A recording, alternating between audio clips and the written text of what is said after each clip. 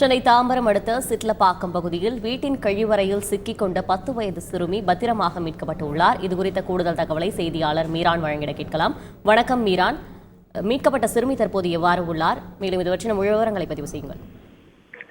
வணக்கம். சென்னை தாம்பரம் அருகே இருக்கின்ற சிட்லப்பாக்கம் பாபு தெருவில் தனியார் அடுக்குமாடி குடியிருப்பு இருக்கிறது. இந்த குடியிருப்பில் 10 வயது சிறுமியுடன் ஒரு தம்பதியினர் வசித்து வருகிறார்கள். இந்த நிலையில இந்த அந்த சிறுமி அந்த வீட்டில் இருந்த கழிவறைக்கு சென்றபோது அந்த கழிவறையின் பேசினில் காலுக்கு என்று சிக்கிக் கொண்டது. சிறுமியின் அலறல் சத்தம் கேட்டு அவர்கள் பெற்றோர்கள் உள்ளே சென்று பார்த்திருக்கிறார்கள். அப்பொழுது அந்த கால் அந்த கழிவறைக்குள் சிக்கிக் கொண்டதை பார்த்து அதிர்ச்சி அடைந்திருக்கிறார்கள்.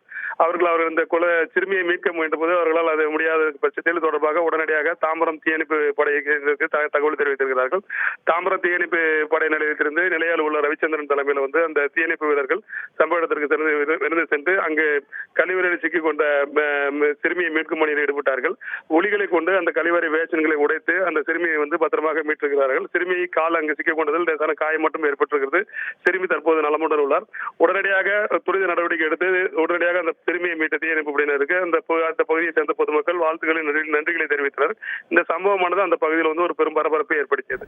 விவரங்களுக்கு நன்றி மீரான். செய்திகளை உடனுக்குடன் தெரிந்து கொள்ள உடனே சப்ஸ்கிரைப் பண்ணுங்க.